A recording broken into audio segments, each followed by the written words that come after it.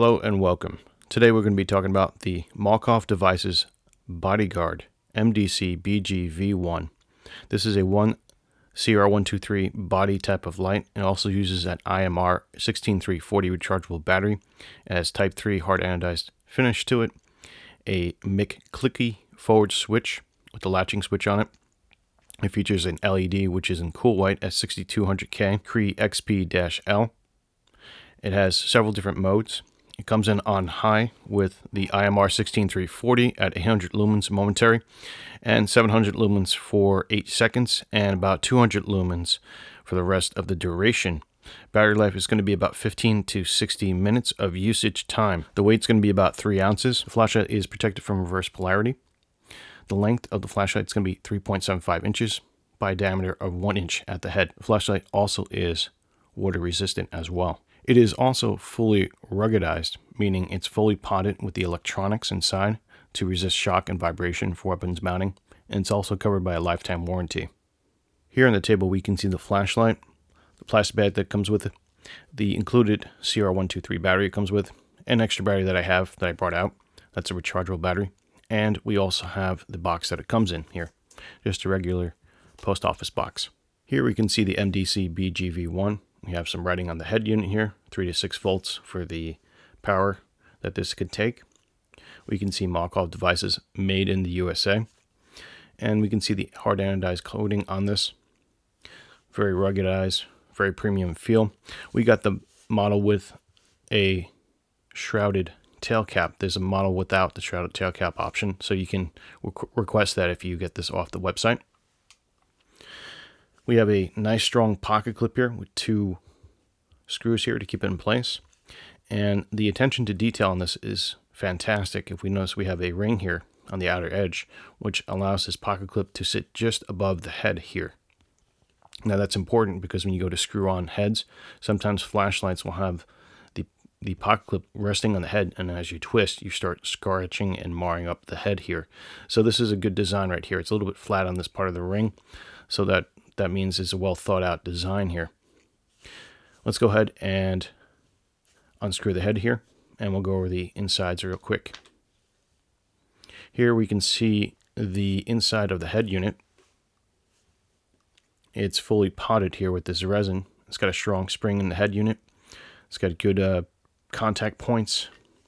And on the actual threading here, we do have grease here. A high quality type of grease that I found on my Surefire lights. And on the inside there appears to be also a small O-ring as well.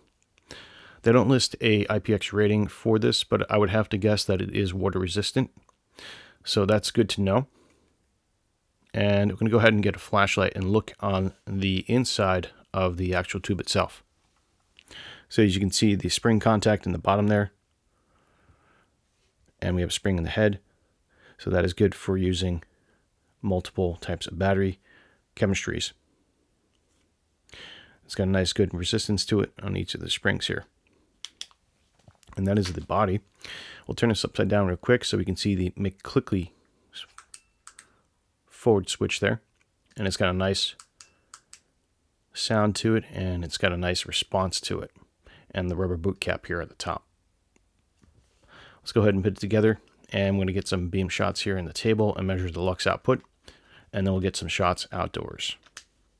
Okay, we're back shooting an Aperture 4.0 with 160 for ISO, 5000K for white balance, and 24 frames per second on a Panasonic GH2 with a 14-42mm lens. Here on the table we have the Opal Lightmaster Pro here, and my phone measuring the lux, the CCT or the color, and the CR rating. Let's turn on the light. We have a rechargeable 16340 battery in it. And it's going to come up to about 2900 lux or so, about 5500 CCT and 63 CRI. It's going to drop down here to about 7000 lux or so, or 8000 at about 56 CCT and 64 CRI, 5500K. So this is the secondary mode. And we're about roughly 2 feet off the table.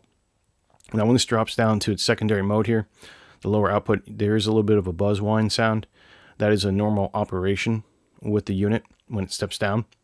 It's not too noticeable until you put it up to your ears, and frankly, it doesn't bother me personally. Let's go ahead and take this off the table and just see the beam pattern on the background here. So as you can see, it's got a nice smooth hotspot with some spill over the edge here. It's not a completely artifactless beam, but however, the minor artifacts in it don't bother me. As a flashlight enthusiast, this is a specific tool made for weapons training and tactics, so I'm not going to be nitpicking the exact beam profile personally.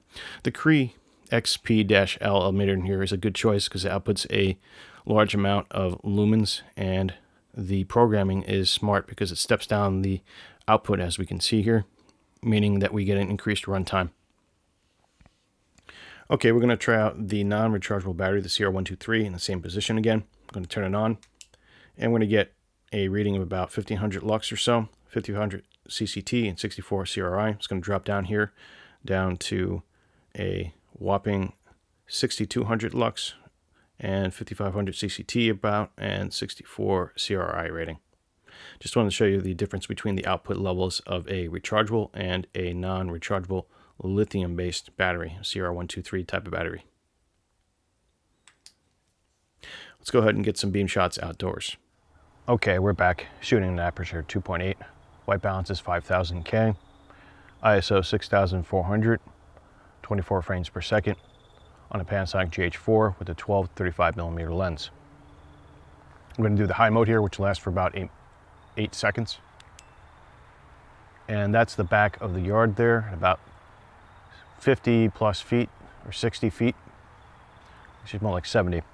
And the light just stepped down to its usual output here. We're running the 16340 rechargeable battery in here. In the front we can see the log. It's about 20 feet away. And off to the side there where the beam is showing, that's about another 20 feet or so. Probably about 50 feet or so. And then we have the tree. And on our left we have the brook here.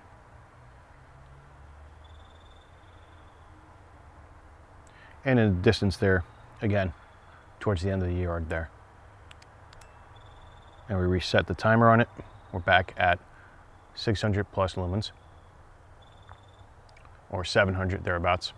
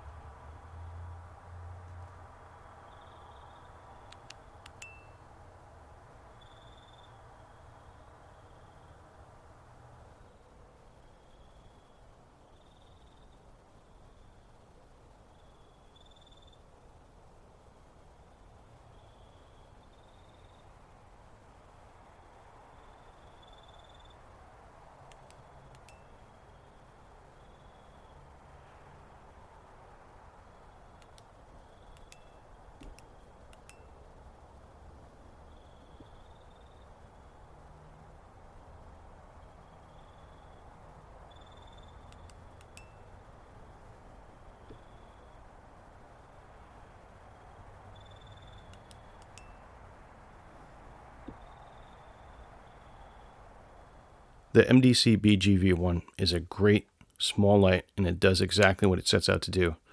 Be a light that turns on every time you need it with a high momentary output, a good initial 8-second burst of light, and then it steps down to a lower amount of light, which doesn't hurt your night vision if you're operating inside close quarters. It's designed to be a light that's used with firearms, and it has proper protection with it, with the potting and the springs.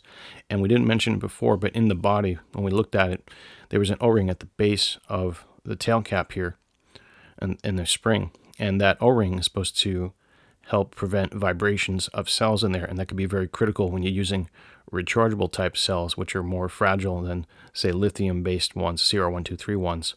So that is really good attention to detail. I like, again, how they put the main ring around the head unit here that prevents the pocket clip from hitting the head when you unscrew and screw things down. The glass is a nice addition to the light here with the reflector. It's got a smooth reflector inside of it. We can see the Cree XP F-L emitter inside of there, and it throws a nice decent beam out as well.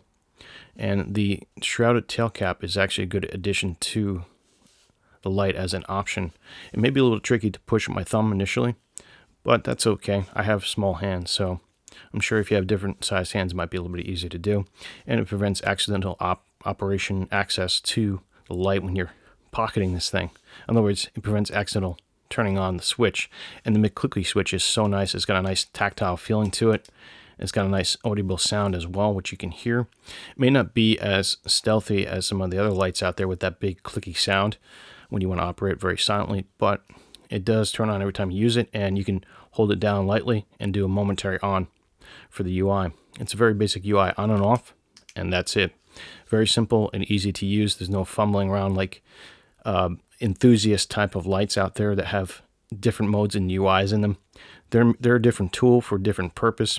This tool is made to go on any kind of firearm or used alongside a firearm, and it's rated for that, and that's why it is a decent tool, because it operates and does exactly what it's supposed to do. Now I want to thank Kathy from Malkoff Devices and also Gene and his family.